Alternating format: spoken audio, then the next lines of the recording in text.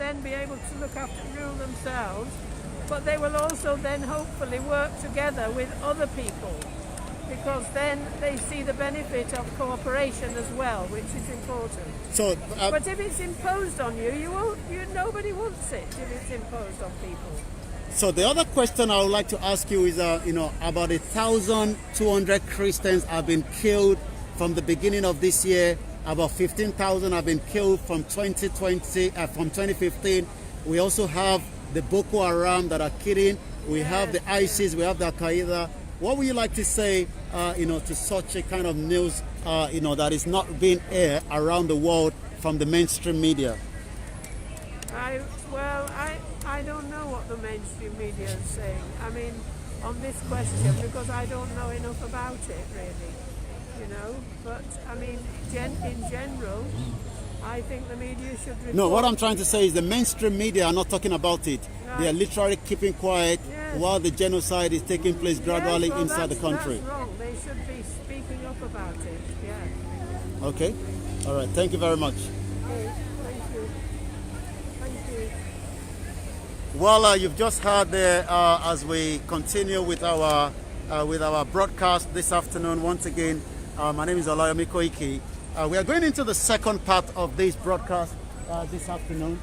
You've been watching behind me the peaceful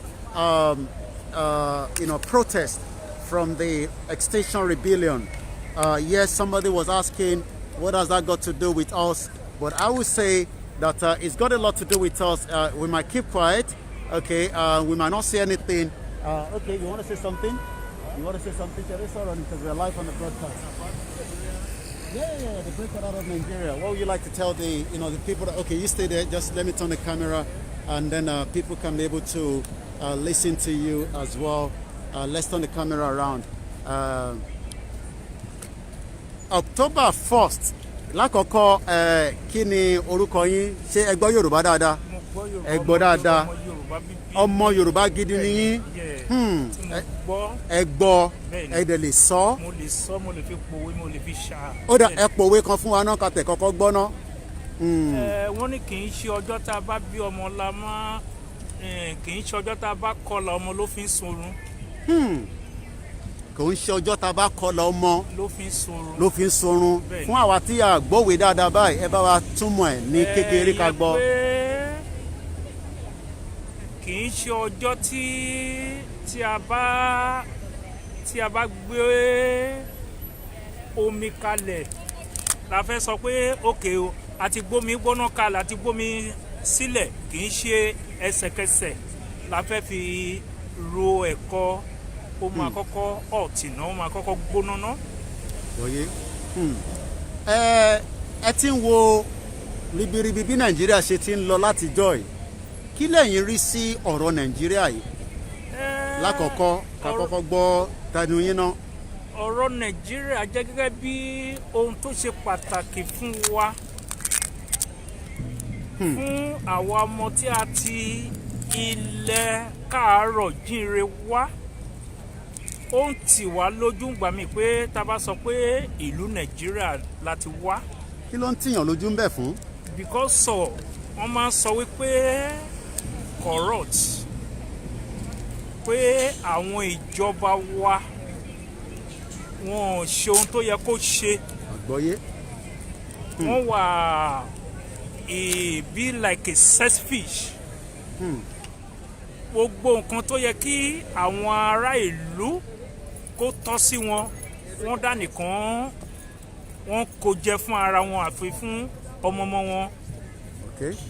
So a dẹ̀ wà bẹ́ẹ̀ pé láti 1960 tá a ti gba òmìnira lọ́wọ́ ìjọba Gẹ̀ẹ́sì, kò sí ìdàgbàsókè kan fún ilẹ̀ Yorùbá. So a support pé Odùduwà kó wà, so ká dá wà, àwa tí náà ti lè dá wà. So gbogbo wa a sọ. Tẹ́ bá sọ pé a lè dá wà, kí ni n tó dá yín lójú pé Yorùbá ọmọ káàárọ̀ òjíire Odùduwà ó lè dá dúró kúrò nínú Nàìjíríà? Mo mọ̀ wípé tá a bá ṣe ìjọba wara fún ara wa,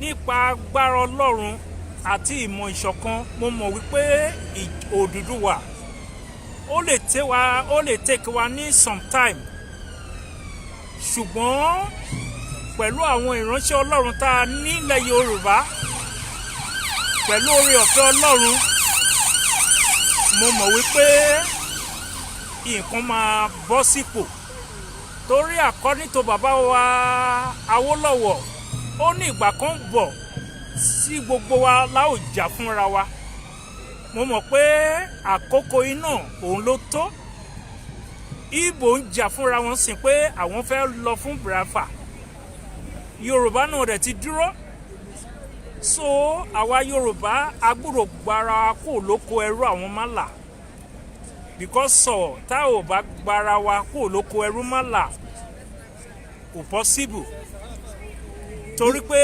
a lè máa sìn lábẹ́ málà a lè bá máa sìn lábẹ́ àwọn Haúsá à ń rí àwọn nǹkan tó ń ṣẹlẹ̀ ní Ondo State ní àwọn Èkìtì bí kí ló ń ṣẹlẹ̀ ẹ bí ṣàlàyé fún wa. àwọn Fúlàní wọ́n wo oko pẹ̀lú màlúù wọ́n dẹ̀ wo oko nǹkan tí àwọn àgbẹ̀ ti gbìn tí wọ́n fẹ́ kórè wọ́n dẹ̀ mú gbogbo ẹ̀ wọ́n fà á tu because wọ́n mọ̀ pé wọ́n ní olórí tó yẹ pé tó lè jà fún wọn so mo mọ̀ pé tí ilẹ̀ Yorùbá bá wà tí àwa Yorùbá bá wà tí ìmọ̀ wa bá ṣe kan Haúsá ò lè wá sí ilẹ̀ wa kó ní àwọn fẹ́ máa ṣe nǹkan tó wù wọ́n so a support gẹ́gẹ́ bí àwọn ọmọ Yorùbá tá a wà ní ilẹ̀ yìí tá a wà ní ìlú òyìnbó ká dá dúró torí pé àkókò ti tó láti lè jẹ́ pé káwa ṣe ìjọba ara wa fún ara wa so abẹ̀yìn arọ̀yìn ní October 1st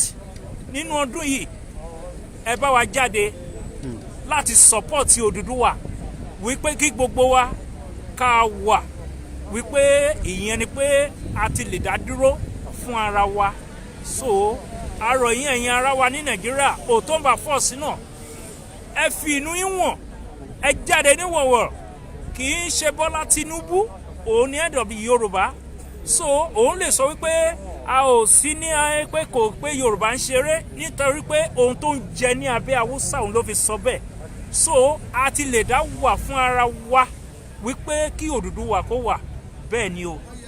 Mo fẹ́ kí ẹ gba àwọn tí wọ́n ń wò wá ní ìmọ̀ràn ní gbogbo àgbáyé tí ọmọ káàárọ̀ òjìrè wà mo fẹ́ jẹ́ kí ẹ bá wa wo kámẹ́rà kí ẹ bá wa sọ fún wọn pé ìlú tẹ̀yin wà yìí kí láǹfààní tẹ́ ti rí irú àǹfààní wo la fẹ́ mú wá sí ilẹ̀ káàárọ̀ òjìrè nígbà tí a bá gba òmìnira tán nítorí ẹlòmíì ṣì ń wò pé òun kúkú ti wà níbí kíní kan òun pẹ̀lú tẹ́ ń sọ ẹ bá wa sọ sí kó tó di pé ẹ máa lọ olóòtú.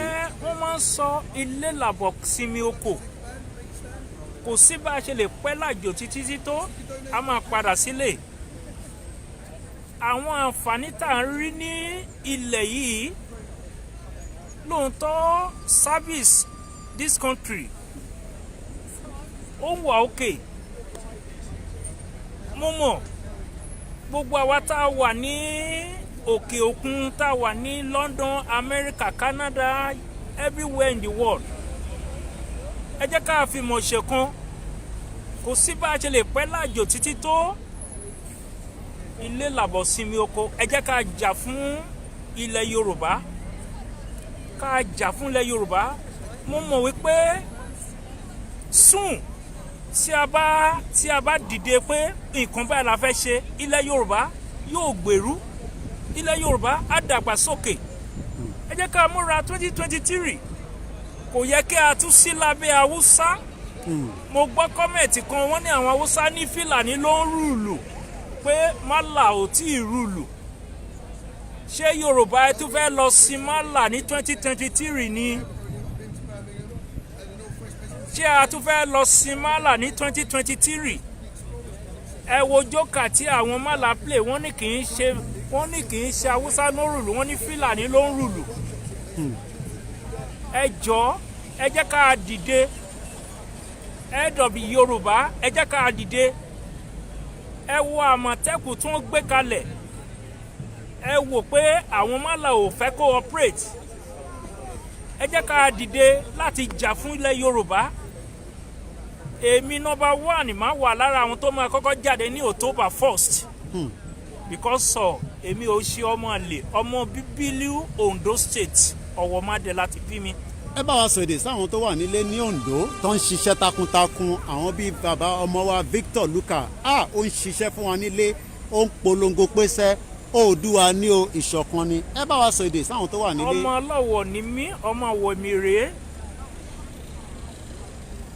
Aṣíwájú, mo kọ́kọ́ kí gómìnà wa arákùnrin Olúwarótìmí Akérédolú fún iṣẹ́ biribiri tó ṣe nílùú Ondo State. Mo kí wọn, mo fi tọ̀wọ̀tọ̀wọ̀ mo fi kí wọn. Ilẹ̀ Ọ̀wọ̀ agbèyẹn o, adùn ẹ̀ ṣe o.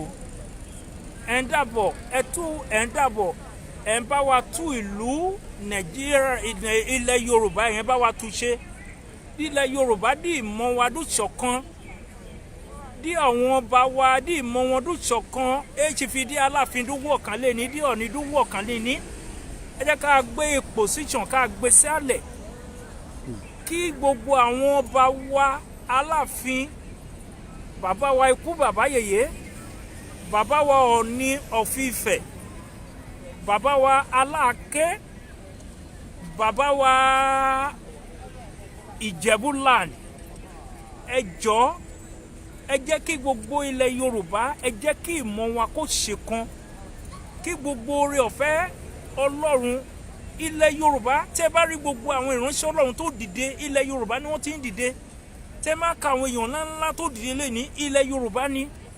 Wọn ò jẹ́ kí ògo Yorùbá, wọn ò jẹ́ kó dìde. Ẹ jọ̀ọ́ ẹ jẹ́ kí Yorùbá jẹ́ gẹ́gẹ́ bí èdè nǹkan tó ní agbára. Àwa ni ìmọ́lẹ̀ adúláwọ̀. Àwa ni ìmọ́lẹ̀ adúláwọ̀ tí Ọlọ́run tó gbé ògo ńlá fún. Ẹ jọ̀ọ́ ẹ jẹ́ kí àwọn májẹ̀mú ẹ jẹ́ kó di múṣẹ, nítorí pé Ọlọ́run fẹ́ràn wa. Ọlọ́run fẹ́ràn wa, ó jẹ́ ilẹ̀ tí ń tún fún àti fún oyin. Ṣùgbọ́n àwọn málà wọn ò jẹ́ kí ilẹ̀ Yorùbá, wọn ò jẹ́ kí ìmọ̀ wa kó ṣèkan, wọ́n dorí ara wa, wọ́n dàrú. Ẹ jẹ́ ká gbára wa kó lóko ẹrú málà, torí pé gbogbo wa là ń wò bẹ́ni pé a fẹ́ padà wá sílé láti wá dá nǹkan rẹ̀ ṣe ní ọjọ́ wájú. Ṣùgbọ́n ẹ̀rù ń bà wá wípé àwọn tó ti dánwò tó ti lọ ṣe wọ́n regret lé lórí. Ẹ jọ̀ọ́ ẹ bá wa túlẹ̀ Yorùbá ṣe, kí ilẹ̀ Yorùbá kó lè ní ìgbèrú. A dẹ̀ kí àwọn bàbá wa ní Ondo State tẹ́ ẹ ṣiṣẹ́ takuntakun, ìbẹ̀rọ̀ kì í ṣoníṣẹ́. Agbára tẹ́ máa fi ṣédòpin, Olúwa Ọlọ́run alààyè yóò gbé wọ̀nyí o. Ọlọ́run yóò fún yín ní okun àti agbára.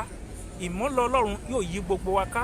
Ẹ jọ̀ọ́ ẹ bá wa rọ gbogbo àwọn alákòóso ilẹ̀ Yorùbá, Ààrẹ Gani Adams, kí wọ́n sowọ́pọ̀ pẹ̀lú àwọn ọba, kí gbogbo wa kó ṣèkan nílẹ̀ Yorùbá, ká jà fún ẹ̀tọ́ wa, ká jà fún àwọn ọmọ wa. Torí pé gbogbo àwọn ọ̀rọ̀ tí Fẹlá ń sọ ńgbà yẹn tó ń pe bàbá yẹn ní amúgbó, gbogbo ẹ̀ ló padà wá sí ibi ìmúṣẹ ní èní. Gbogbo àwọn nǹkan tí Fẹlá ń sọ ńgbà yẹn tí wọ́n fìyà ń jẹ, tí wọ́n rò bẹ́ẹ̀ pé kí ni bàbá yẹn sọ, kí ni ọ̀mùtí ń sọ, kí ni amúgbó yẹn sọ, gbogbo ẹ̀ òun ló wá síbi ìmúṣẹ ní èní.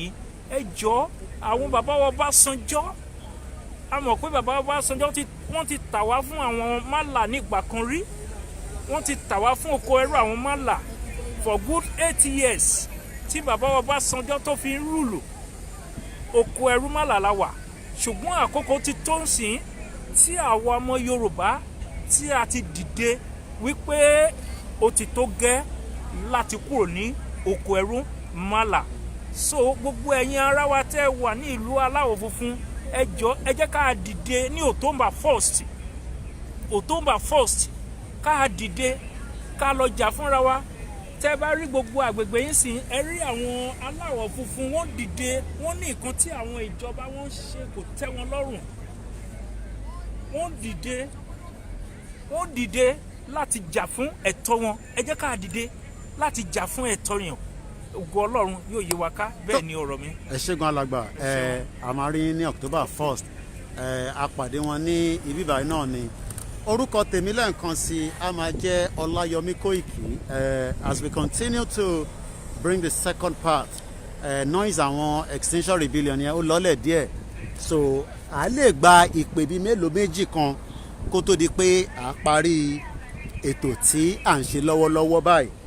Mo kí gbogbo yín tí ẹ ti darapọ̀ mọ́ wa, ẹ jẹ́ kí n súnmọ́ bí tí màá ráyè. Ṣé rí intan sọ fún wa ni pé sórí báyìí tó bá ní kò kún ẹ́ sórí intan sọ ni pé ní ọjọ́ yẹn sórí pé àwa náà fẹ́ pọ̀, àwọn eléyìí wọ́n ti kọ́kọ́ lùlù gbàgìdì àwọn kan ń bi wá pé kí nìyẹn ní ṣe pẹ̀lú ọ̀rọ̀ tí àwa ń ṣe. ẹlòmíì ò mọ̀ kankan nígbà táwọn tó nílùú táwọn ń jà báyìí tó ń jà fìkìfìkì kí ní kàn àwa tá à ń ṣọmọ nílùú ìjọba ò ti ní British passport, and so what? Ẹ jẹ́ ká jáde ní October 1st. Let's come out, let's make it a day. Má sọ pé ẹ ṣèbí wọ́n máa transmit a live wàá wá jókòó wàá máa wò ó mọ tó ń ṣe. Almost 9 days làwọn lè ti fi ń protest, 9 days in a row lọ ti fi ń protest. I'm gonna open the phone line and then we will get few calls before we bring the broadcast to an end. Ẹni tó bá pè ẹ sọ bí tí ẹ ti ń pè tí mo fẹ́ rìn lọ síbi tí statue Mandela wà níbẹ̀ yẹn. I'm gonna turn the camera around once again. Èèyàn kan tó lẹ́yìn kan pé yẹn kí ni eléyìí ní ṣe pè láwa ọmọdé òmògùn pè lẹ́fọ̀ òun lọ̀rọ̀ yín. Nígbà táwọn tó jẹ́ òyìnbó táwọn ń jáde pé sórí church hill lélẹ́yìí ó ti yẹ nísìn ẹ jẹ́ mú power bank mi so that kí n lè máa fi charge fóònù yẹn lọ. Ṣe rí gbogbo àwọn ọlọ́pàá yẹn sórí ìtọ́kọ síbẹ̀ yẹn tó bá jẹ́ pé ìjọba Nàìjíríà là ń bú nísìn wá ní kò gbẹ́nu ẹ ó ṣe lè máa bújọba bla bla bla bla bla. ṣùgbọ́n nǹkan tó kọ síbẹ̀ yẹn corrupt Tory government, liars, cheats, charlatans, get them out now. Corrupt APC government, Buhari government, get them out now as quickly as possible. In terms of yín nìyẹn. So ó dáhùn pé ìpè kan ti ń bọ̀, ẹ jẹ́ ká lọ sí ọ̀dọ̀ ìpè yẹn. Ẹ bá wa sọrúkọ yín kẹ́ bá wa dá sétò náà. Ẹ jọ ẹni tó bá ti pè ẹ mọ̀ pé ta ni mo wà, ẹ bá wa mute gbogbo device tẹ́ bá máa fi pè wá, ẹ gbóhùn sókè ká gbọ́ yín dáadáa. Mo ní ẹ wà lórí program àbí? A wà lórí program, so private call lélẹ̀ a sọ̀rọ̀ later. Okay. Ẹni tó ń pè yẹn private call ni. So a lè sọ ọ̀rọ̀ mixlr lélẹ̀, mo ti pa laptop, phone ni mo fi ń broadcast nísìn, ẹ má bínú. Laptop yẹn gan battery tí ó ti rebete. So intan sọ fún mi pé torí ẹlòmíà ní kò kàn wọ́n torí kò ṣe ní kò pọ́n yẹn.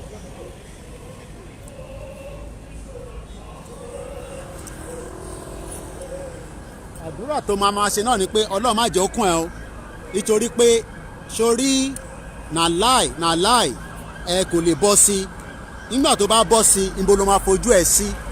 Torí ẹlòmíì nísìn gbogbo tó ń sọ ni pé ìtẹ̀gbẹ́ dání kò ní ṣeé ṣe, ìrọ́dẹ̀ ló pa, eléyìí ti ṣeé ṣe fún ọmọ káàró òjíire torí pé ìyà tá à ń jẹ ó ti tó. We are living in abject poverty ní gbogbo wa ń gbé, àtẹni tó wà níta o àtẹni tó wà nínú ilé o. Kí ni ìyàtọ̀? No security, no light, no health care. Sórí gbogbo àwọn ọlọ́pàá yẹn nísìn ó kàn máa wò ní, kò sí nǹkan kan tó kò lè ní kí n pa tí mò ń ṣe bó jẹ́ ti Nàìjíríà nísìn. A ti wá bẹ́ẹ̀ pé kí ló dé tó ṣe ń rìkọ́dù òun nígbà tó jẹ́ pé inú ìṣẹ́ lọ́lọ́pàá Nàìjíríà wà, inú ìṣẹ́ òun ló ń gbé. Àwọn eléyìí nísìn wọ́n ti fún wọn ní training, wọ́n ti mọ bó ṣe ń bá public deal. Ọlọ́pàá Nàìjíríà kò mọ bó ṣe ń deal pẹ̀lú public, kò ní public training kankan rárá, wọ́n san salary fún wọn, gbogbo ẹ̀ jágajàga jógojógo. Ṣé ìlú tẹ fẹ́ máa gbé nìyẹn? Ṣé ìlú tó fẹ́ máa gbé nìyẹn? Wọ́n kàn máa wò ni, kò sí nǹkan kan tó lè ṣe. Wọ́n kàn máa wish torí pé òfin wà, òfin dè wọ́n mọ́lẹ̀, bó ṣe dè wọ́n mọ́lẹ̀ ló dè mí náà mọ́lẹ̀. Ẹ jẹ́ kí n ṣe báàgì mi dáadáa. Ẹ má bínú, a lè ṣe mixlr because laptop ta fi ń ṣiṣẹ́. Ẹ jẹ́ kí n yọ ẹnu kí mo lè fẹ́ lè sílẹ̀ lọ́rùn mi ná. So once again we are still live. We are live on Instagram and we are live on Facebook. Lè sí lórí YouTube. Ìyẹn la ṣe ní kẹ́ subscribe sórí YouTube channel. kó lè fún wa láǹfààní àti lè ṣe live streaming pẹ̀lú mobile phone. torí àwọn kan ló wà níbẹ̀ nísìn self-serving liars destroying our nation. ẹ jẹ́ ń gbé lọ sí tòsí bẹ̀kẹ́ lè rí dáadáa màá kọ́ zoom in. àwọn òyìnbó nìyẹn o nígbà tó òyìnbó bá ń tara báyìí kí wàá ní tọ̀dọ̀ tiwa òyìnbó àwọn ló ń tara báyìí inú ìlú wọn ló wà sórí bó ṣe ń tara sórí ran sórí nǹkan tó kọ síbẹ̀ sórí self-serving liars and destroying our nation. so ìwọ jókòó o ti kàwé jù orí ẹ ti pé jù à ń sọ pé ká dá dúró òní kíni ẹ fẹ́ kí la fẹ́ dá dúró fún ẹlòmíì ẹnu a máa fi wá rough sórí ìtọ́kọ síbẹ̀ yẹn corrupt Tory government liars cheaters charlatans get them out now. so ìtàn sọ fún yín nìyẹn. so tó bá rò pé ìtorí o ti ní American passport o ní gbogbo passport ìlú ìwọ ló wá mọ̀ ju onílùú lọ àwọn tó jẹ́ onílùú gan sọ pé gọ́ọ̀mẹ̀ntì wọn corrupt ni kí ni ká wá sọ lórí ti sórí Parliament Square ibi tá à ń bọ̀ rèé Òṣàtọ́lá káàbọ̀ sórí ètò Parliament Square tá a ti fẹ́ pàdé lélẹ̀ ní on the 1st of October má jókòó sílé kò ní ẹ ṣèbí ọmọ broadcast ẹ̀ àfẹ́jẹ́ kò jáde ni o ní láti jókòó sílé ìwọ náà jáde wá níjọ́ yẹn kó wá fi ẹ̀dùn ọkàn kó wá fi wọ̀n. so màá gbé káàkiri lórí àwọn tí wọ́n ti jagunjagun fún wọn nílùú yìí ẹni tó ń pè ní Churchill lélẹ̀ ẹ lè lọ Google ẹ mọ iṣẹ́ takuntakun tóun náà ti ṣe òyìnbó náà máa ń wà proud nípa ọmọ ìlú wọn ni iṣẹ́ wo nìwọ náà ń ṣe wọ́n kàn kankan sí lára ẹja wo bí wọ́n kàn kankan sí lára ìgbà míì wọ́n máa ń kọ́ sí wọ́n kàn kankan sílẹ̀ lára bọ̀ mo ṣàmọ̀ pé Churchill nìyẹn kàn kankan sí lára ọkọ̀ kọrúkọ ẹ̀ lásán sí ni sórí jọ yẹn báwa náà ṣe fẹ́ jáde lélẹ̀ after tá a bá ti pariwo àtúnjókòó à jẹun àtún refresh àtún bẹ̀rẹ̀ again à jẹ́ kí sórí building tó ń pè ní parliament nìyẹn ẹ jáde èèyàn kan ń béèrè pé kí ni àwọn òyìnbó yìí ní ṣe pẹ̀lú nǹkan táwa fi sọ lákàyè ẹlòmíì understand kankan ẹni tó ń pè ní David Lloyd George gbogbo wọn ó ti níṣẹ́ ribiribi tó ti ṣe ìmíì ti ṣe ká gbogbo ìyà tó ń jẹ wá nísìn àwọn náà wà nínú ẹ̀ so ó bẹ́tà ká tètè gbára wa sílẹ̀ sórí àtọmọdé àtàgbàlagbà ẹlòmíà ní òun ò ní wá o kíjọba Nàìjíríà kan má rojú òun ìgẹ́ta sí bíi kí lorúkọ eléyìí Ian Christian lélẹ̀ 1870 to 1950 gbogbo wàhálà tó dá sí wa lọ́rùn òun náà la wà nínú ẹ̀ nísìn kọ́lọ́n kókó wa yọ báyìí torí pé ìyà yẹn ó tó gẹ́ so sórí wọn eléyìí Viscount Palmerston sórí sórí wọ́n tún gbóúnjẹ wá wọ́n gbèwé wá ẹ jẹ́ káwa náà jáde níjọ́ yẹn má fi excuse sí sórí èèyàn bí Òṣàtọ́lá ni woman tí ó wà níbí báyìí courage calls to courage everywhere aláti ní courage ni ẹlòmíràn ni ẹ̀rù ń bà wá ẹ̀rù òṣìwò ló ń bà yín ìgbà wo lọ ẹ̀ ti kú dánù nothing is working no light no electricity no security let us shut down that shit old country called Nigeria once and for all it's not working for anybody sórí obìnrin nìyẹn nísìn courage yẹn là ń sọ fún yín ẹni yẹn Nigeria ẹsẹ àníkọ́ sign petition wọ́n ń sọ̀rọ̀ SSS sórí gbogbo àwọn ọlọ́pàá yẹn bó ṣe ìwọ náà wò dúró wọn bó ṣe rí bó ṣe clean ṣé ìwọ náà máa rọ́ ọlọ́pàá báyìí inú ò ní dùn how are you officer a busy day little bit how long is it gonna be holding for? I think they said the last day is tomorrow. Okay, tomorrow maybe, and then you can have it. Yeah. So have you been on the whole night day? Since morning. But are you drafted from outside or you are based? I'm a Smith and Fulham. Okay. All right then. Sori. Sori bó ṣe bá mi sọ̀rọ̀. Ṣé ọlọ́pàá Nàìjíríà lè bẹ sọ̀rọ̀ bẹ́yẹn? Sori. Mahatma Gandhi. Sori àwọn lè ti ṣiṣẹ́. Orúkọ là ń sọ. Ẹlòmíà ni ẹ tọ́ba ti fún un. Owó òṣìwò ló ń fún yín. Owó òṣì tí ò ṣàǹfààní fún yín. Let us get this freedom once and for all. Let me turn my camera this way. Get this freedom once and for all. Let's get it. Let's finish this job once and for all. Sori o ní láti ṣe máa sọ pé yẹn pé ká ṣe kó pẹ́pẹ́pẹ́. Ní the restructuring kò lè work ó ti wà too late. restructuring ò lè work. Let us, the only thing tó lè work ni self-determination. A fẹ́ dá dúró so that bí ṣe wà nílùú yìí nísìn tí bá fẹ́ wá sílùú yìí màá lo Yorùbá passport, Odùduwà passport, gbé Nigerian passport yẹn lọ sí nísìn kó náà fẹ́ gba visa wọ́n kọ́kọ́ máa wò ná ṣé òun náà fẹ́ sá lọ ni bí Yomi Koiki náà ṣe sá lọ ní almost 22 years ago. Báwo ni ìdánilò sá lọ nígbà tí wọ́n wá ìwọ ṣe padà lọ. It's not working.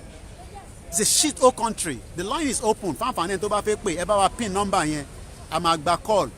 So ṣẹ́ni tó bá fẹ́ bá wa sọ̀rọ̀ 07594050979. Sórí wọn à ń sọ pé kíní èèyàn kan sọ pé kí làwọn òyìnbó ní ṣe pẹ̀lú nǹkan táwa fi ṣe kí ni wọn ò ní ṣe òyìnbó kọ́ ló kó wa sí wàhálà àwọn ilé nísìn mo ti ṣàlàyé fún wọn ó likely káwọn náà máa wá tó máa wá níjọ́ yẹn inú ń bí àwọn ilé náà sórí wọn ìwọ náà wò dúró ọlọ́pàá nísìn wo gadget tó wà lára ẹ̀ ó ní kámẹ́rà ó ní fìlà ó ní bàtà wo bó ṣe clean bó bá rọ́ ọlọ́pàá Nàìjíríà jagajaga ni sori wọ́n tún fún ọ lóúnjẹ sori ràn sori wọ́n tún fún ọ lóúnjẹ sori vegan tèmi náà bá fẹ́ jẹun nísìn màá jẹ ìfẹ́ làwọn máa fi ń ṣe nǹkan ìfẹ́ yẹn làwọn ò ní ìfẹ́ yẹn là ń sọ pé ká jẹ́ kí ìfẹ́ kó wà láàrin ara wa ká lè tètè gba kínní sori ràn nísìn sori ìfẹ́ love kò nídìí láti kí ló ṣe lè tí kò charge kẹ. ẹ jẹ́ mú kébù tó da jáde ẹ jẹ́ sáré mú kébù tó da ìfẹ́ love unity n tá à ń sọ nìyẹn ẹ jẹ́ kí n change kébù yẹn ni kò da ẹ jẹ́ sáré change ẹ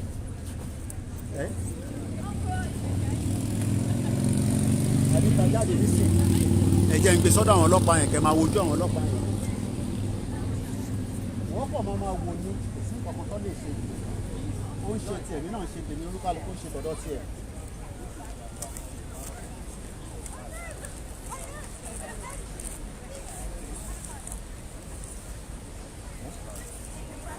ìlú tó ṣiṣẹ́ kò sómi kò síná.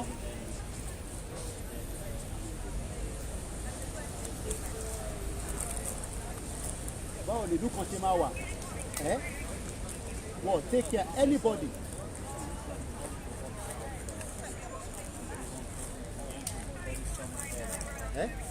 wọ́n take arúgbó wọ́n take ọmọdé wọ́n take àgbàlagbà ṣé ìlú nìyẹn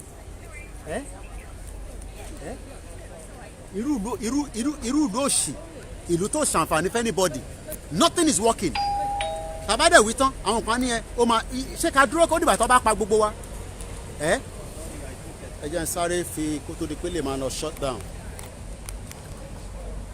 so I think we should be good now. I mean Nigeria ò ṣiṣẹ́. Let's end Nigeria once and for all. Let's end it. Because you can be the next victim. Yeah. I'm talking about we're having a peaceful rally as well on the 1st of October. So because of the amalgamation that the British joined the Yoruba, I'm a Yoruba man, just like the English and the Scottish. So what we are saying is we don't want to be together anymore. We want to go at our own way. Self-determination. Enough killings is already taking place. There's genocide in Nigeria, and the world is keeping quiet. They're not talking about it. Exactly. Yeah. Everyone likes to think, we're not involved with that shit, but no, it's happening. Since 1914, they joined us together when they came to colonize Nigeria. Since 1914. It has expired in 2014. Let us go now. Everybody wants to be on their own. If I want to go to the north, I will get a visa. Just when I came here, I came with a visa. But now, they keep everybody together. This country keeps quiet. Nobody's saying anything. 1,200 Christians have been killed this year alone. 15,000 Christians have been killed from the beginning of 2015 till now. And the world keeps quiet. Nobody's saying anything. The world keeps quiet. So we have had enough, and we are coming out on the 1st of October. You can all join us as well. We are telling the Parliament and the British government and the Queen that we've had enough, because if they don't end it now, Nigeria will be bigger when it comes to the genocide in Rwanda. Rwanda will be smaller than what is going to happen in Nigeria with about 200 million people. 1st of October. Let me give you. I already spoke to your media team, right? Yeah, I already spoke to the media, and I already gave an interview when I was doing the first section of my broadcast. So I'm just talking to my followers. All right, then that's fine. Yeah. So for you to get jáde, ìfẹ́, and every time you come, sọ pé kí ló ní ṣe pẹ̀lú ọ̀rọ̀ yìí. Ẹ rò pé gbogbo wọn ló like government wọn ni. Ẹ rò pé gbogbo wọn ló like government wọn ni. Ṣé ẹ rò pé gbogbo wọn ló like government wọn. Wọ́n mọ̀ náà, wọ́n mọ̀ pé injustice wà. Ìyẹn làwọn ṣe máa ń support. A fẹ́ dá dúró. We're tired of this shit called Nigeria. Let me show you Mandela. I think I'm good to go now. My power bank, everything is set up. Abalẹ̀ tó fẹ́ pè, ẹ bá dẹ́ pè. Sọ̀rọ̀ lèmi mo lè sọ̀rọ̀ títí dàárọ̀ la. So ẹ jẹ́ kí n show yín ní Mandela. This is Mandela. Sori Mandela lélẹ̀. Kò sórúkọ tó pè Mandela. Wọ́n pè ní terrorist. Kò sórúkọ tó pè. Kí ló padà gbẹ̀yìn ẹ̀? Ó di celebrity ní kó tó di pó kú. Kò sórúkọ tí wọ́n pè Mandela. Oríṣiríṣi orúkọ náà lẹ́kúkú ti ń pè àwa náà nísìn. Ẹlòmíì ti pè wá lóríṣiríṣi orúkọ. Àmọ́ tásìkò bá tó gbogbo wa àmọ́ra wa dáadáa. Sori wọ́n ń ṣiṣẹ́ lọ nìyẹn.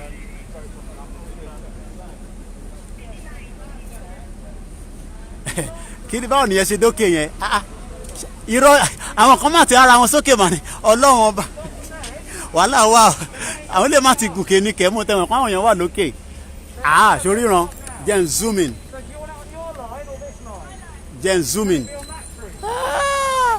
Ṣẹ̀ríran pé àwọn kan wà lókè ẹ jẹ́ ń tán ẹ̀yìn tẹ̀wé wa lórí Instagram kẹ́yìn náà lè láǹfààní àti rí. Ṣẹ̀rí pé àwọn yẹn ti ṣẹ̀rí nǹkan tá à ń sọ. Ṣòrí wọ́n ti há sókè. Mo ṣáwọn pé kí ló dé táwọn ọlọ́pàá wà ní gbogbo bíbá ṣé wọ́n protect àwọn status yìí ni àṣàwọn tó wà lókè lọ tún protect. Ṣoríran ó dáa pé alẹ́ tó ń pè wá ẹja gbé pè yẹn.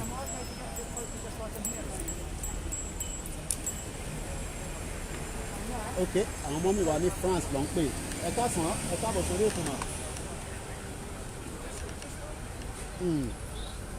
Torí ìyà yìí ti pọ̀ jù Odùduwà Republic á dúró òmìnira á dé. Ẹ ṣé gan màmá mi. Ó ti ń súnmọ́ àsìkò. Ẹlòmíì ò ní làákàyè. Ẹlòmíì ò ní làákàyè. Tá a sọ wípé òmìnira wà nǹkan ìrọ̀rùn bá dé síbẹ̀síbẹ̀ wọ́n sì tún ibi tó kù sí. Bẹ́ẹ̀ni. Ká mọ́ ṣẹ̀ṣẹ̀ wá sọ àwa tó jẹ́ pé lójoojúmọ́ kò sí nǹkan kan báyìí tá ẹ lè pè ní òmìnira. Òmìnira kẹ̀. Òmìnira náà ni lójoojúmọ́ Bẹ́ẹ̀ni. níṣẹ́jú Òmìnira kẹ̀. wákàtí. Inú mi dùn gan o. Inú mi dùn ó yẹ kí eléyìí gan kó tó jẹ́ ìwúrí fún wa. Bẹ́ẹ̀ni. Àwọn ló ń jà báyìí nísìn àwọn tó jọmọ nílẹ̀ bẹ́ẹ̀ ni.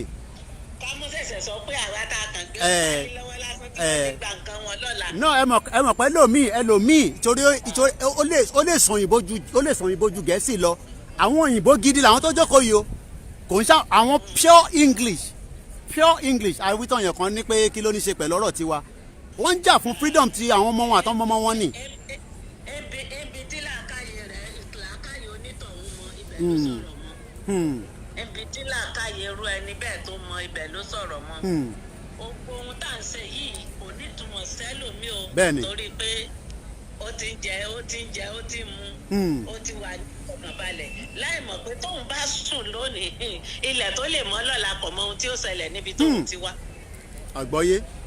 Òun kan níbi tóun wà yìí o kò mọ ohun tó lè ṣẹlẹ̀. Kò mọ ohun tó lè ṣẹlẹ̀. Ọlọ́run nìkan ìlú ọba tó lè sọ. Ọlọ́run sì ti ṣetán ní ìsìn láti gbè wá níjà ṣùgbọ́n kì í ṣe gbà tá a bá jókòó tá a fẹ̀yìntì tá a ní Ọlọ́run kò ti sọ pé òun ó ṣe é. Nígbà tá a bá gbé gbèsè Yorùbá ní ẹlẹ́rù ní gbé níbi tó bá ti wúwo nígbà náà lọ́lọ́run wá dìde tí ó wá join wa àwa gbọ́dọ̀ ní iṣẹ́ tá a fẹ́ ṣe iṣẹ́ gidi lẹ́sẹ̀ o Olúwa á túbọ̀ mọ ràn yín lọ́wọ́. Àṣẹdùmarè, ẹ ṣé gan. Thank you very much. +4475 94050979. Interfin sọ fún ìṣẹ́rí. Àwọn kan ti há sókè mbẹ́. Wọ́n ti há sókè. Àmì sọ̀rọ̀ pé kí ló dé táwọn ọlọ́pàá yẹn tí wọ́n tò síbẹ̀ yẹn àṣé wọ́n tún protect ẹni tó wà lókè. Wọ́n fẹ́ yẹ kó ṣubú. Wọ́n fẹ́ yẹ kó ṣubú. Wọ́n fẹ́ yẹ kó kú.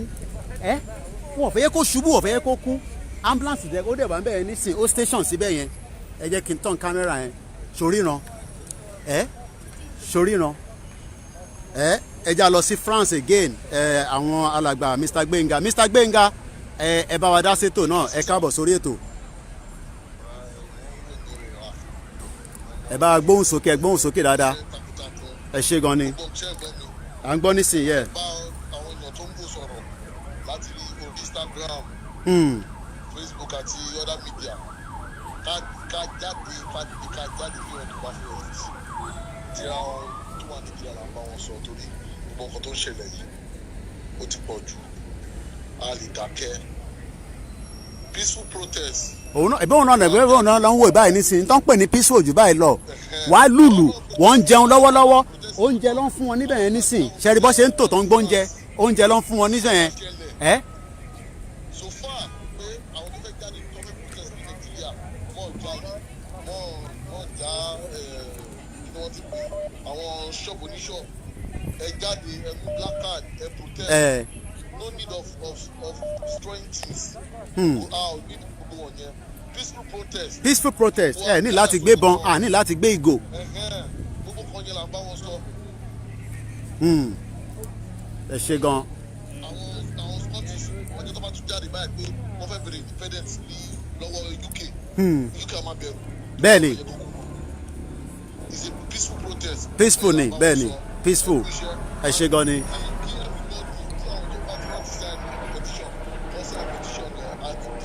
1st of October ẹ jáde. 1st of October. No excuse, má give excuse. Àwọn ẹ sign petition ẹ sign ṣẹlẹ àwọn ilé nísìn Mr. Gbenga wọn náà people ti wá sí bíbá nísìn every day for 9 days ọ̀la lọ́mọ tó parí ẹ̀. Orí àwọn méjì tó kù tó kù kí they are not afraid. Wọ́n go extra mile wọ́n tún lọ kù kí. Ìkan wọn mọ̀ pé táwọn bá ṣe. Àwọn méjì tó máa ń sùn sọ́nà. Bẹ́ẹ̀ ni kò dẹ̀ ń ṣe gbogbo ọlọ́ngbé ní London wọ́n máa ra tíkẹ́ẹ̀tì wá sí sísàlẹ̀ ni. Yes, from far. Yeah. Manchester, other places. Ẹ ṣé gan ẹja tún fẹ́ lómi lọ́láyè fún àǹfààní àwọn tó bá tún fẹ́ pè 1st of October ẹni bá fẹ́ raṣọ ẹ lè ra lọ́wọ́ Yorùbá One Voice ẹ lè ra lọ́wọ́ Yorùbá First House ẹ lè ra lọ́wọ́ Odùduwà TV and radio gbogbo nǹkan bẹ́ẹ̀ kò jẹ́ kó jẹ́ ìjà ẹ jẹ́ ká bára wa ṣe once and for all. Ìwà àwọn ilé nísìn yes àmọ́ power pay wà uniform but kò matter as long as tó bá ti ní Odùduwà lára kó bá tẹ̀ o lè wọṣọ native ẹ̀ gan wá o lè wọ native ẹ̀ kó wọ wá +4475 94050979.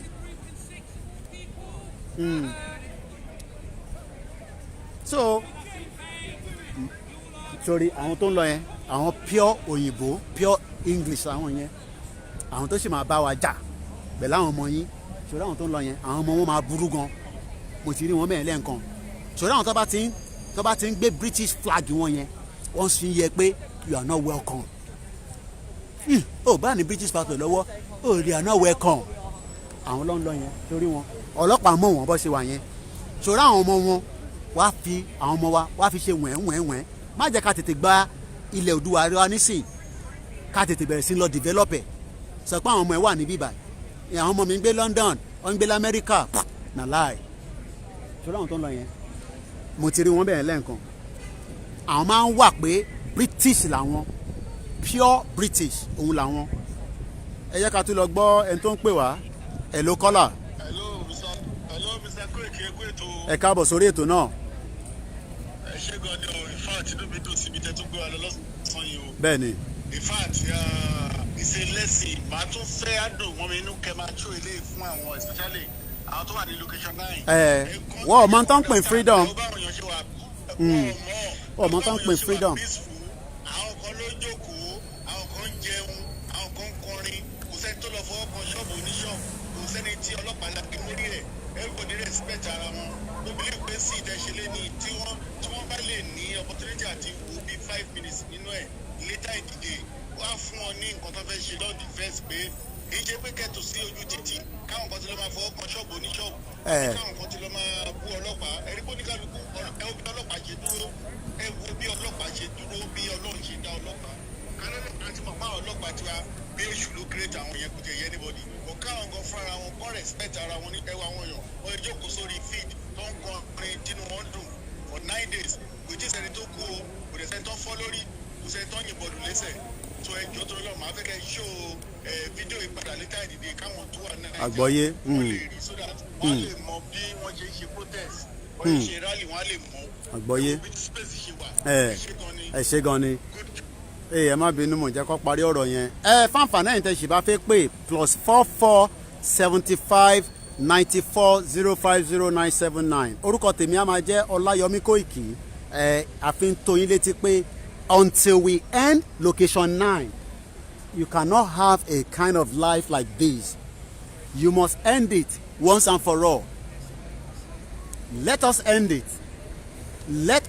it because n tó lè fún wa ní ìsinmi nìyẹn ẹ jẹ́ kí n tún gbé yín round díẹ̀ sí kẹ́ lè láǹfààní àti rí iṣẹ́ takuntakun sórí gbogbo àwọn ọlọ́pàá sórí bó ṣe báwọn ọlọ́pàá yẹn ṣe wà olúkálukú ń ṣe tiẹ̀ kóńkólé jambélé sórí intan sọ fún yín ni pé Nigeria is not working stop deceiving iṣẹ́ ọlọ́pàá Nàìjíríà ṣé wọ́n wà uniform báyìí tó bá rí ọlọ́pàá Nàìjíríà wàá máa béèrè pé ṣé wọ́n san sálárì fún wọn ni tó bá rí ọlọ́pàá Nàìjíríà so ìjọ 1st of October àwa náà fẹ́ wá síbí báyìí a fẹ́ fi ẹ̀dùn ọkàn wa wọ̀n a fẹ́ jẹ́ kí wọ́n mọ̀ pé Nàìjíríà yìí kò ṣiṣẹ́ soríran sórí àwọn kan ti wà lórí igi bẹ́ẹ̀ yẹn sórí èèyàn tó wà lábẹ́ tó wà lórí igi yẹn ó wà lórí igi bẹ́ẹ̀ wọ́n ní nà tó bá sọ̀kalẹ̀ the worst tó máa ṣe fún ni pé wàá gbé lọ sí police station kò ní ṣe pé ọlọ́pàá kan máa nà nígbà tó bá sọ̀kalẹ̀ ẹ jẹ́ ká lọ sí ọ̀dọ̀ alàgbà wa ní Scotland ẹgbẹ́ránlẹ̀ alàgbà. hello bàbá ẹ máa kúṣẹ́ o ẹ káàbọ̀ sórí ètò náà. ojú ò ní tì yín àìṣe takuntakun tẹ̀ ń ṣe ẹ jọ̀ọ́ a fẹ́ báwọn tí wọ́n ń bọ̀ ní October 1st sọ̀rọ̀ ẹgbẹ́ránlẹ̀ ẹ jọ̀ọ́ gbogbo yín kẹ́ wá àwa ti Scotland náà ti múra àwa náà ń bọ̀ a ti ra tíkẹ́ẹ̀tì wa àwa ti rẹ́dì àwa ti Scotland ń bọ̀ a ti rẹ́dì àwa náà ń bọ̀ síbẹ̀ ẹ jọ̀ọ́ gbogbo yín tẹ́ wà ní London Manchester anywhere ẹ jọ̀ọ́ ẹ pàdé wa ní October 1st rally day ẹ jọ̀ọ́ nípa vest bẹ́ẹ̀ni ẹni tí ò bá lè ra vest kó wá kó má wọ́ọ̀rì nípa vest bẹ́ẹ̀ni kẹ́lómi má sọ fún ẹ torí pé mi ò ra vest kò ń ṣe dandan o má nítorí pé ò ra vest o ẹ jẹ́ àtúnṣọ má nítorí ò rówó vest o. kò ń ṣe dídán o ṣé kò yé yín ẹ tó bá fẹ́ ra vest ẹ jẹ́ kó ra vest ẹ tó bá lọ́ọ́ ra vest ẹ wá bisimilayi bẹ́ẹ̀ni bẹ́ẹ̀ni ojú ò ní tì yín o àṣẹ o ẹ dákun ẹ ṣe gan so bí ṣe ń sọ lọ ṣe rí gbogbo ẹ̀ bó ṣe lọ́wọ́rọ́wọ́ èèyàn kan báyàn kan jà wọ́n lu ṣọ́ọ̀pù oníṣọ́ọ̀pù gbàǹgìlì wọ́n ń jẹun tó bá ṣe tán wọ́n á tún lùlù bí wọ́n tún ní time bí wọ́n tún dìrọ̀lẹ́ wọ́n ti ní time tó máa wọ́n ti ní program tó bá dé on the 1st of October ẹ jẹ́ káwa náà jáde má ní kò kún ẹ Adépọ̀jù mo rí ẹ níbẹ̀ mo kí gbogbo ẹ̀yin tẹ́ ń wò wá mo kí gbogbo àwọn pásítọ̀ àwọn imam mo kí ọmọdé mo kí àgbàlagbà sórí o lè ní kò kàn mí ok Ọlọ́run ní jẹ́ kó kún ẹ o but one thing I can tell you is Nigeria will break whether you like it or not ẹ jẹ́ ká lọ sọ́dọ̀ another caller Owólabí ẹgbẹ́ránlẹ̀.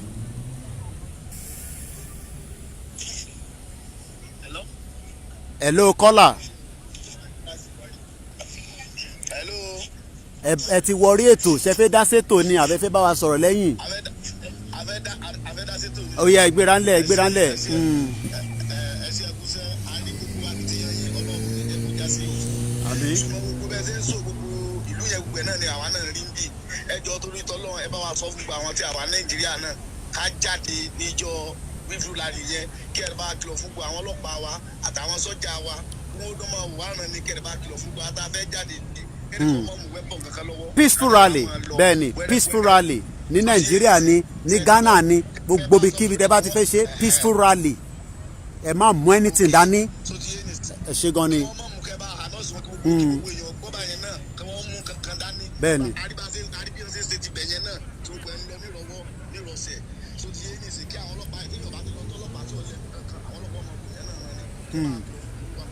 bẹ́ẹ̀ ni ẹ ṣe gan ni ẹ ṣe gan ni àṣẹ Èdùmàrè o àṣẹ o thank you. bí wọ́n ti ṣe sọ fáǹfààní gbogbo ẹ̀yin tí ẹ̀ ń wò wá ẹ jẹ́ kí n wá bá kí n dúró báyìí kí n dúró síwájú kámẹ́rà kẹ́ lè bá máa rí mi dáadáa. ṣe rí October 1st jẹ́ ń gbé báàgì sílẹ̀ ẹrù tó wà nínú ẹ̀ kò ń ṣe kékeré gẹ́tà sí bíi ni kó tó di pé a sì máa mú ètò yẹn wálẹ̀ bọ̀ ká sì máa bá ètò yẹn lọ màá kọ́ máa monitor screen mi níbí báyìí fún àǹfààní tó bá dẹ̀ pé intan sọ fún yín ni pé the rally that is coming up on the 1st of October is a peaceful rally and we are telling the world that is a peaceful rally. But if the military, the SSS, the police, should they harass, kidnap any one of our own Yoruba in Nigeria, Tomajade, we would have no other option than to continue to bring them to the international fora like this for the atrocities. So we are already telling those that are watching us now that the 1st of October rally is a peaceful rally on that day. And as you can see from behind me, where I have been showing you in the last almost 1 hour, this, what you are watching right now, is what we call a peaceful rally. A rally where you do not have to fight the police, you do not have to engage any fracas with anybody.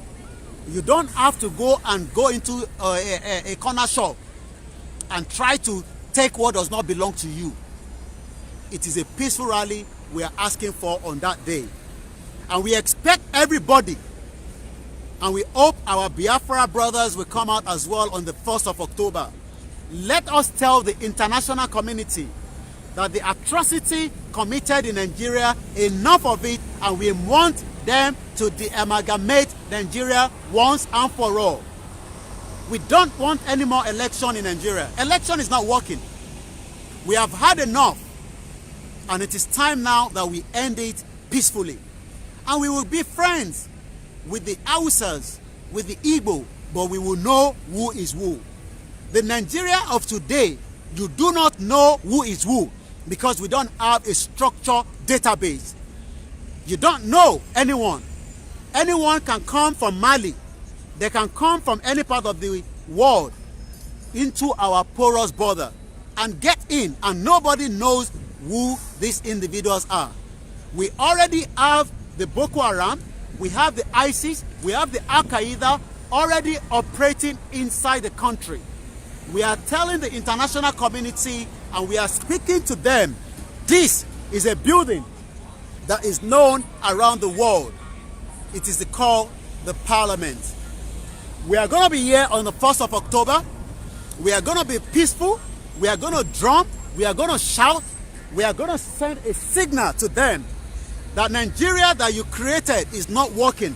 It is time now that we end it peacefully. People will say, is this going to happen? It has been done before. Go back to the history in 29 years ago, Soviet Union. After being together for a very long time, Soviet Union eventually break up, disintegrate, whatever language you want to use, on the 26th of December 1991. It has been done in Yugoslavia. It has been done also in Sudan, Eritrea. So it is not going to be the first time that people are asking for self-determination. I'm a proud Yoruba man, and I want to think Yoruba first. And don't tell us that we can manage it. No, we don't want to manage anything. Nigeria is not manageable. People are suffering every day. People do not have a basic healthcare system. Transportation is zero. Nothing is working. We want to build a country that will reflect to me when I'm outside. Your Nigerian passport is a shit hole. You cannot even use that passport as I speak right now inside Ghana. The passport is a shit hole. End Nigeria now and save lives.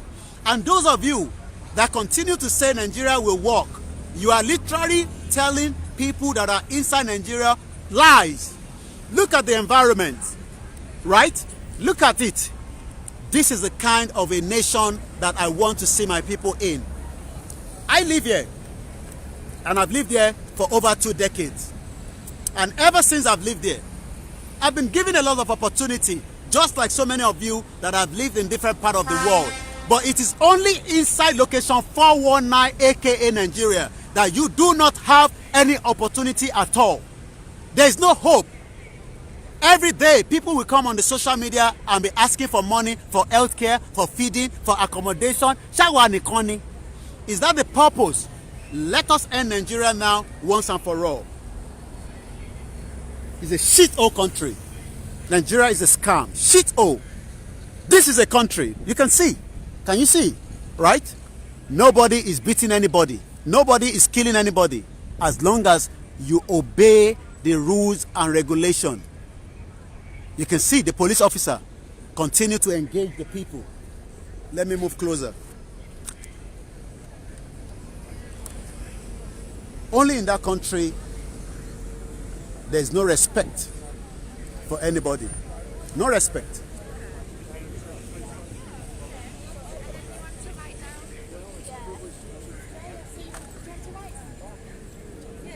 Once again, as you can see, medication up to one of the sky monkeys, one of the people up the trees. So that was refused last night because the name and address was scrubbed off the medication. But we've got a sensible bronze today, Chief Inspector, who's allowed it to go up, so I'm really pleased about that. And so is the recipient. It seems like they're trying to stop people from listening to music here. Yeah, there's a bylaw, and sometimes they enforce it, sometimes they don't.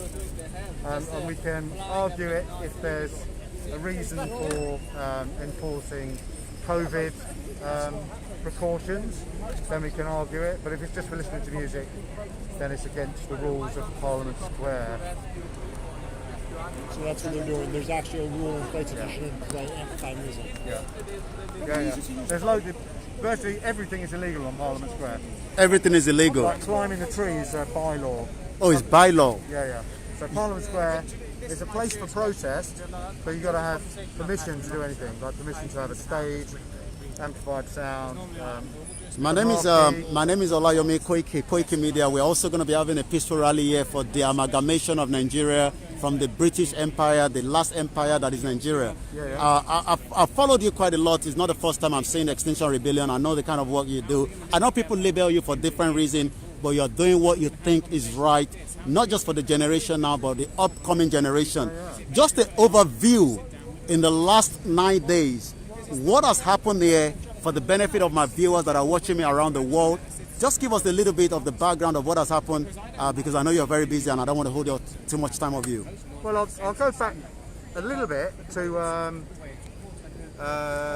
in August we had a reparation day in Brixton, so we locked down Brixton for the Mahangamizi, and that was really good. I mean, I think everybody was shocked that the British government have been paying compensation to companies in London and families in London that stopped slavery. So they paid compensation for the stopping of slavery because they lost money until 2015. Okay, I need to capture that properly on my just short video of that, and you can repeat that again, because it's good to have all these, because sometimes when we're doing our broadcast, a lot of people do not know. Go back again to what you just said now. Okay, so I think it was the 1st of August, we did a reparation day in Brixton. So lots of different groups coming together. Black Lives Matter was there. There was lots of different groups, and I think everybody was shocked because the British government have been paying compensation to companies like Coca-Cola, like various companies that have a history of slavery a long time ago, and when that slavery was abolished, the British government agreed to pay compensation, millions of pounds in compensation to families and companies that were involved in slavery. So, and that compensation didn't stop until 2015. And I think that is unbelievable. Why we didn't know about it, I don't know. But that's been going on until 2015. So I think that brought a lot of people together, and it was a really good day. Just to finish it up quickly, you're almost coming up to the final part of this. I know it's not the final because there will always be more and more and more. First, before you go, I want you to tell my own viewers where they can see you more. I know you're on Twitter. I follow you quite a lot on Twitter. I do tag you as well. But if they want to know, because sometimes my community do not know some of these things, and I want to engage more, and I hope we are spreading a good hand on the 1st of October right here as well. We've taken the permission so that you can also join us, and let's make the noise louder. But where can they find more should they want to know more about the Extinction Rebellion? Well, just Google Extinction Rebellion. It will come up, extinctionrebellion.earth, and you can see all of our events. Unfortunately, next week we're down to 6 people maximum in a gathering. So hopefully when that changes, we'll be out more. But like yesterday, we had a demonstration against Shell because they're obviously extremely damaging. They've done a lot of damage in Nigeria. Yeah. So much damage. Ogoni tribes. Yeah. So there was a lot of people coming out for that yesterday because it's not going to be Britain that suffers immediately. It's going to be other countries that have been exploited for years. And of course, there are people from Nigeria that have been fighting this kind of thing, and we've been ignoring it until now. So now we've got involved with the climate emergency. Now we can see that we should be more focused on other countries as well. But you can only exploit so much until it starts coming to your own doorstep, and that's what's happening. And we're trying to tell them in there who are not a very good listeners, good government. Yeah. I mean, they've broken the law already. They've admitted breaking the law in international law yesterday. So we're putting as much pressure on them as we can. Finally, and this is going to be the final question. For those that are watching me right now, I mean, I go on the live broadcast every day. I'm shouting my head out with other media as well, saying that the only way we can put pressure on government around the world is a peaceful rally, continued engagement. What would you like to say to that? We're committed to non-violence. It has to be non-violent.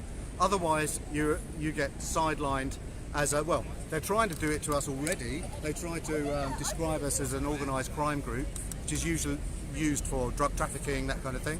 But organised crime groups don't usually tell the police what they're going to do beforehand. They don't usually hang around to be arrested, which we do because we're accountable. They make money, which we don't. They're organised, we're not organised. We're just people with different skills coming together. So it's a grassroots movement. So there's many, I mean, that was just a ridiculous thing to say, to liken us to criminal organisations. Yeah. It's just stupid. All right. Especially when they broke the law yesterday. Well, thank you. It's international law. It's to do with an EU agreement, and but they said it was okay because it was specific and limited. What particular? Well, I'm going to leave him there. Now you can understand what it means when we talk to you. Sherry, kó tó di pé màá gbé ètò yìí wá sílẹ̀, sórí gbogbo àwọn cameraman, sórí mo sọ fún yín pé sórí tèrò bá pọ̀ àwọn journalist oríṣiríṣi àwọn náà máa ń wá. Ẹ jẹ́ kí n sọ fáwọn eléyìí náà pé how you doing? Hello? Yeah. Excuse me? Let me just give, hello, excuse me. I just want to give you an update on the 1st of October. There's going to be a very big, massive rally here as well for the Nigerians, for the asking the British government to end the last empire by joining the three together, the Igbo, the Yoruba, the Hausa. So there's going to be a massive rally. It's going around the world. So I just tell you, I'm sure you probably will be around anyway. 1st of October, yeah. Let me give you my card. I'm also a journalist anyway, so I'll just give you. So it's a massive rally around the world. I'm sure you probably need some shot that day. All right, then. Take care. All right. So that's about it. So that's what we do. We engage other journalists to come down on that day. Hey, Timon Kokon, you think we are joking? Let me now finish up my broadcast. As I say, once again, the only way we can... You want to say something? Yeah, go on. Okay. You want to say something? Yeah. All right. Live. Yeah, live. What, Nigeria? Yeah. We're talking about Nigeria. We're coming up on the 1st of October. We've had enough with the British joining us together with the other tribes. We want to stand on our own. I'm Yoruba. Yeah.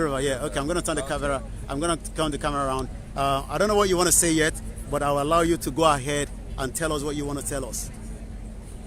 About the protest. Yes. So I've been at these protests almost every day for the past 2 weeks. Well, let me ask you, when you say you've been here for 2 weeks, a lot of people that are listening to you will thinking maybe, what's wrong with you? You know, why are you wasting your time? Why have you come here 2 weeks? But they might not see the reason behind it, but I want you to explain. Climate change is a serious issue. Okay. So yesterday I saw on the news now Senegal's got massive floods. Then there's Bangladesh, Afghanistan, we've got Maldives heading underwater, Kiribati heading underwater, California on fire, Victoria on fire, where else? Siberia on fire. We got floods. We have floods over here at the beginning of the year. And then and that's just the stuff I know about. I'm sure there's a lot more What does that a I don't protest know mean about. to you? Let me finish this interview. I'll call you back because I'm trying to record it as well. Let me call you back. I'm trying to record the interview as well. Please, mark me for now. Please, anybody should not call. I'm also trying to record this particular bit. It's very, very important for us. My name again is Koikimedia. All right, let's go straight to it. What does a protest mean to you? It means basically there's a lot of rights humans need to stand up for because the government doesn't take them seriously. So when they see protests, it makes the news, then people reading the news, they see why are people protesting? They're obviously protesting for a reason. Like even if they don't approve of the protest, it makes them aware of what's going on. How long have you been here and campaigning out with the other groups? A very busy day. How long have you been as well? Well, I got into climate activism 2 months ago when in my local forest an insurance company wanted to cut down a load of trees. So Where what about we is did- that? I just want to have an idea. When you say your local forest, I want the name. Highgate. Highgate. I know Highgate, Highgate very well. Okay. So go ahead. So yeah, AXA, an insurance company, wanted to cut down our local trees, so we campaigned. I met a lot of people during my campaign from Extinction Rebellion, and they told me I should come down and then come to these protests, which has been really good. We've made a lot of news. A lot of people have realised what's going on with climate change, floods going on everywhere, the planet's heating up. Just an advice, because you literally got involved 2 months ago. Yeah. Somebody watching this from the Yoruba or the other tribes, Yeah. thinking that we have been agitating, nothing is going to happen. So what would you like to say to to someone like that? 10,000 people is a big, big, big, big voice. If you all get together, as many of you as possible, that's a massive voice. People will listen. People- 100,000 people, 1 million people. Once you're all together for a cause, the government has to take notice because they've got no other option. They've got no other option. Your final advice before I let you go. Your final word. If you've got a cause, stand up, believe in it, make people aware, find people who will also believe in the cause, because eventually you will win. Thank you very much. Well, thank you. I'll let you go now. Thank you. Okay. Let me give you. You can watch all that on this channel later. It will be on YouTube, and likewise, it will be on my Facebook and Instagram as well. So all details are there, and let us continue to engage as well. Well, you've had him there, and I think I had a call that came from Nigeria. Let me quickly go to that call because we are almost bringing the broadcast to an end. So let's go to Nigeria. Shegbon Kotoso. Osha get involved 2 months ago. 2 months ago. Nítorí pé àwọn company kan wá gé igi lọ́dọ̀ wọn. Let's go to Nigeria and get a call that is already on the line. Ẹgbẹ́ranlẹ̀. All right, Egome, I really confess, I really appreciate your work today because I can see a lot of things going on around you over there. I so much appreciate it, and I believe our Yoruba people can also cultivate this very habit on October 1st. Because Egome, it's a great work you're doing over there. For you telling all other journalists to that very day, that protest will go worldwide. You see, people don't know, but I so much appreciate you. This is what we want, and I know God is going to make it happen by the special grace of God. Whether they like it or not, we are going. But Yeah. Egome, I want to use this opportunity as well to tell you, maybe, or to let me say, to bring my own opinion or an advice that this very kind of protest going on should also be used against the British government. For them complaining in their land that they don't want it anymore. Definitely, the British are the one behind our problems in the so-called contraction country called Nigeria. So they also, if their children are complaining about this, definitely those People over there too wants to come home, but you cannot come to a place where it is not safe. So are going to lose us now. Let them divide us. For their own children to have peace of mind. If they want their children to have peace of mind, if they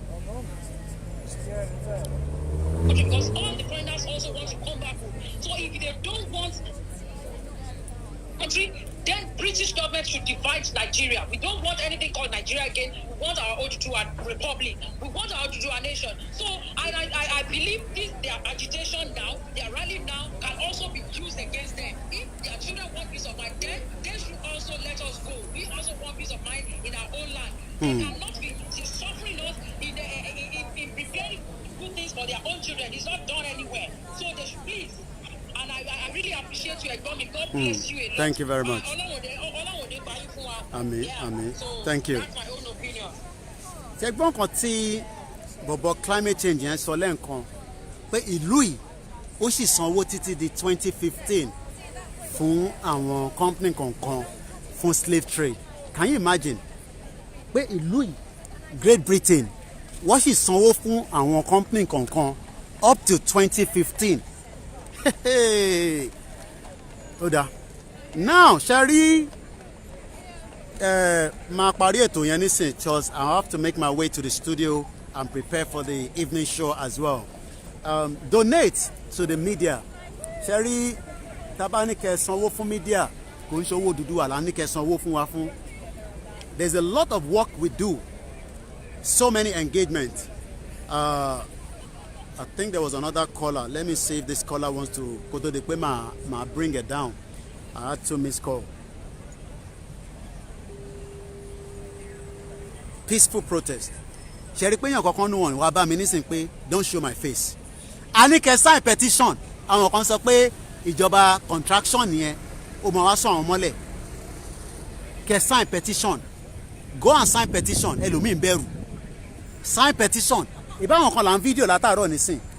Ṣẹ̀rí yàn kankan tó wá bá mi pé hey wait, what are you doing there? Don't film me. Did you see anyone there?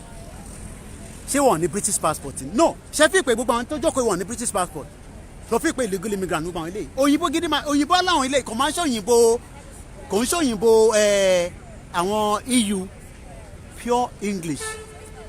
Ṣé gbọ́ bọ̀bọ̀ tí mo interview last year? Only 2 months ago, I get on song is about less than an hour láti bí báyìí.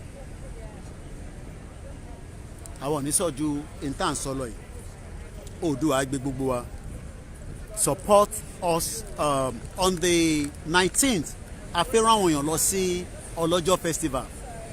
If we do not have the money, I cannot do more than what I'm doing. I will not stop what I am doing. But tó bá ti ń drag mi pé we want to do this, mama sọ pé kò sówó ńlẹ̀. But if you put the money there, I don't have to. Every time you put it there, we are using it for the purpose that we need it for. We have to buy the, this again. Ìyàn kan ló fún wa lélẹ̀. Mẹ́rin lọ́ra fún wa. Ṣẹ̀rí pé easy fún mi nísìn tí mo mú dání báyìí. Instagram lẹ́ ń wò lọ́wọ́ báyìí. Tí ẹ bá ní tá bá ní fóònù mi, fóònù mẹ́ta là ń lò nísìn 1, 2, 3. If we have another phone, I can do a YouTube. The laptop one in the bag, but the laptop battery is gone. But if I have to buy the power pack, bí ṣe wà níta báyìí nísìn, the power pack, I think itimori lórí internet, that's a very good one. The laptop battery cannot last more than 2 hours. So those that watched the beginning of the broadcast, you saw that from the laptop. Now those on the MixLR cannot listen to it because the laptop is dead. It's a lot of weight. That's the bag. A lot of weight. But that's not a problem. And at the moment, we are running on 2 power bank. When I'm inside the house, it's a different thing. Go and sign the poll and the petition. It's for our benefit. Check button British. Ó sì ń sanwó fún slave trade as at 2015. Nígbà tí Nigeria dẹ̀ ti expire ní 2014, ìlú yìí sì ń sanwó. Wọ́n sanwó slave trade. Mo tẹ̀ gbọ́n yẹn rí. Ìyẹn mo ṣe ní kí bàbá yẹn tún sọ kí lè record it. I've done a lot of videos. I will upload them very soon when I get back to the studio. Going out is not cheap. Support the media, independent media, so that we can do more. There's a lot of things I still want to do, but when I don't get the money, I cannot do much. lot of things that we would ṣẹ́rí gbogbo ìtàn sọ pé wọ́n ti gbọ́ yẹn ẹ fi yẹn sílẹ̀ fẹ́ mi àtàwa mídíà tó kù ẹ̀yin kẹ́ support àwa ká lè ṣe n ta fẹ́ ṣe. On that note, you know what happens. Sori building yìí building tó ń wò níwájú yẹn sori building tó ń wò níwájú yẹn right ibẹ̀ ló ti pinlẹ̀ Nàìjíríà ibẹ̀ náà láti máa fọ́ gbogbo ẹ̀ sori tẹ́ ń wò níwájú yẹn Big Ben nìyẹn wọ́n ti parí ẹ̀ wọ́n sì ń ṣiṣẹ́ lé lórí so ẹni bá fẹ́ support wa our details is there. I will put it out again now before I go. £1, £2, it will go a long way. If energy yẹn lẹ fẹ́ mi, I told you. I would rather continue to ask for your support than wait for one nasty politician to come and tell me how much do you need? No. We don't need the politician money. We need you watching me. Your $1, your £1 support. It is done around the world. Media ask for money. I am not ashamed to ask for that. I am not asking you to pay me for Dudua. You are paying for the media services. That is what you are paying for. Press is what you are paying for. So let's put the details out there and then we will say join me at 6 p.m. Mufe wa boss it but I'm going to have to go on the train now because of the time because mo ke ma pẹ́ tó yìí. So ẹ support wa ẹni bá fẹ́ náírà ẹ fi síbẹ̀ ẹni bá fi pounds PayPal. We have a lot. Listen, yesterday and today àná we send lára àwọn tó ń ṣiṣẹ́ fún wa. We are not buying internet for anybody but ẹni tó ń ṣiṣẹ́ takuntakun fún wa I have to buy 1 month internet for him. I sent 10,000 naira. It might not be a lot but imagine how many 10,000 with 10 people. So that is what we are saying. Kò ń ṣe pé kakọ̀ gbọ́ kólúkálukú máa lọ. No, you must support so that we can shut down this country. Ẹ fi yẹn sílẹ̀ ṣe rí gbogbo mídíà lèmi máa sọ fún tó bá tún di next week máa tún wá sí bíbá gbogbo mídíà la máa pe lórongo fún. They will come, they will take our image, they will take the voice from you and the message will travel around the world. We are ready to go once and for all. Shut down Nigeria. Nigeria is a shit-hole country and don't waste your time on it. Don't waste your time. Once again, a very good afternoon. I will play the anthem. I cannot mention all the names. There's a lot of people out there. But I say thank you very much. We can end location 9 if only we all continue to stand together. Let's play the anthem and then we will end the broadcast. Wow, I have a lot of videos. I'm going to upload them later when I get to the studio. But let's now play the anthem and then finish up this broadcast from this end. And a very good afternoon. And watch other broadcasts as well. It's been a very beautiful afternoon. I've enjoyed myself. I have also learned something. The British government was still paying for slave trade up to 2015. Can you imagine that? Ṣé wọ́n gbọ́ yẹn rí tẹ́lẹ̀? Imagine tẹ́mi ò bá wá nísìnyí báwo ló ṣe fi gbọ́ yẹn? Is it okay to pay in PayPal? Whatever, yes, whatever you want to pay. Anyhow, is a PayPal, UK account, the Naira account. Let me just put the anthem and then I'm going to close it now. Just looking for the anthem.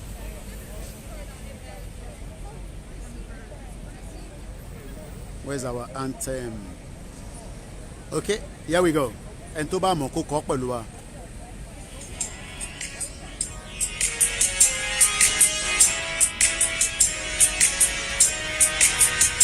Iṣẹ́ wa fúnlẹ̀ wa,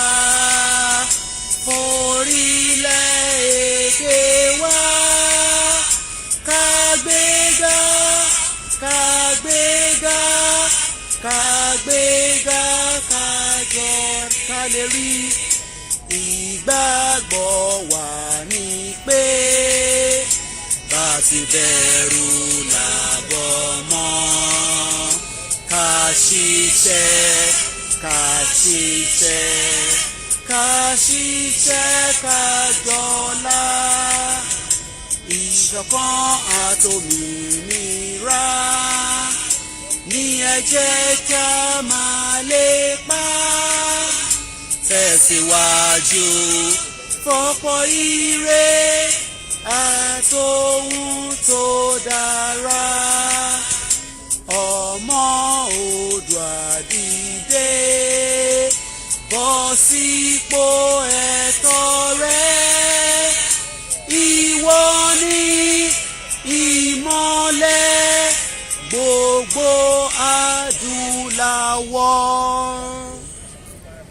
Have a very good afternoon. Bye from this end.